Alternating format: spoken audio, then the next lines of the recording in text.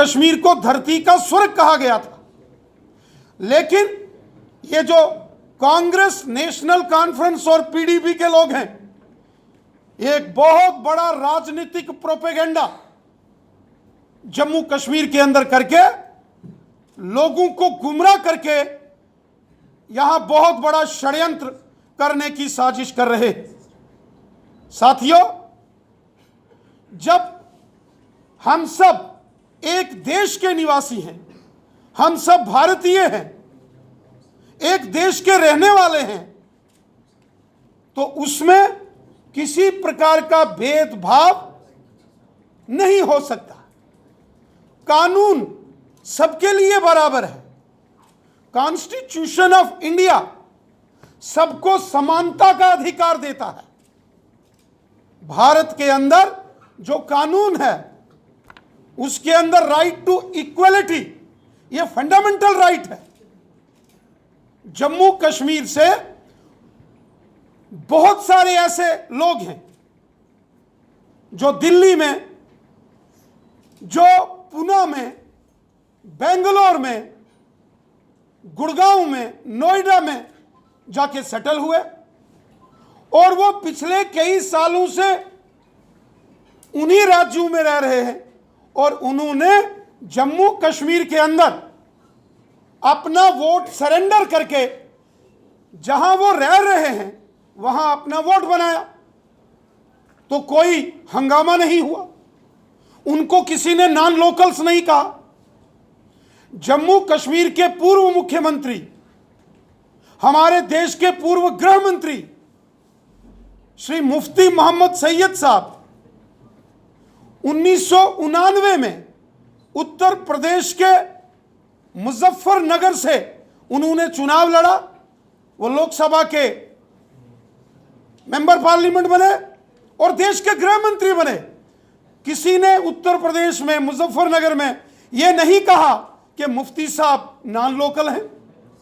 गुलाम नबी आजाद साहब जब भी लोकसभा का चुनाव जीते, महाराष्ट्र से जीते, तो महाराष्ट्र के लोगों ने कभी यह नहीं कहा कि गुलाम नबी आजाद साहब जो है वो नॉन लोकल हैं।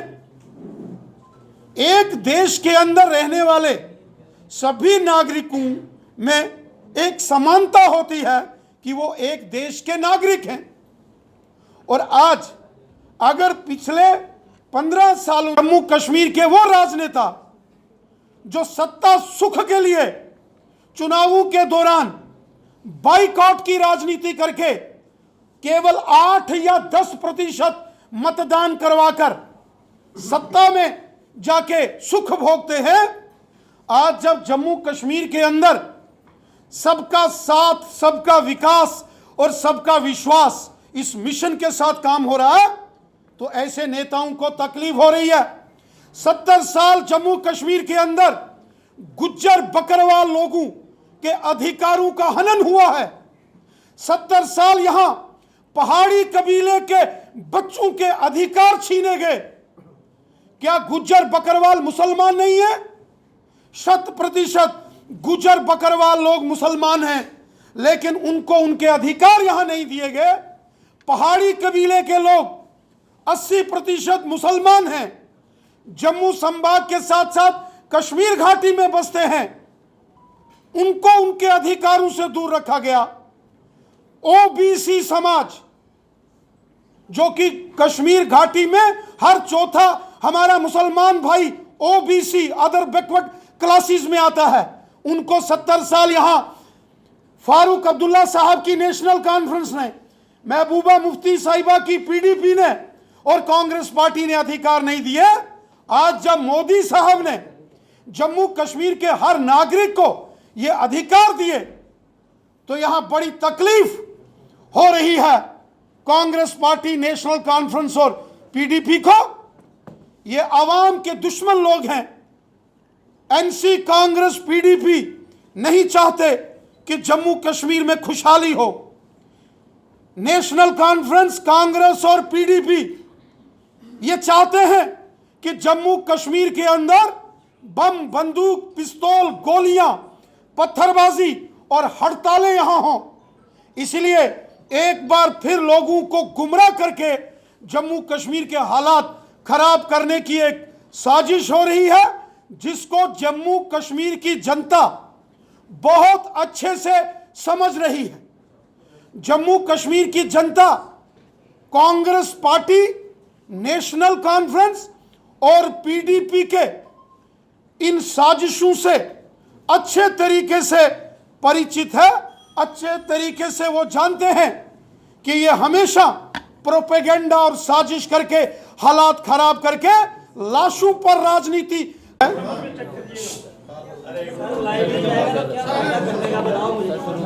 साथियों, जैसा कि आप सब जानते हो कि जम्मू कश्मीर के अंदर डिलिमिटेशन की प्रक्रिया पूरी होने के बाद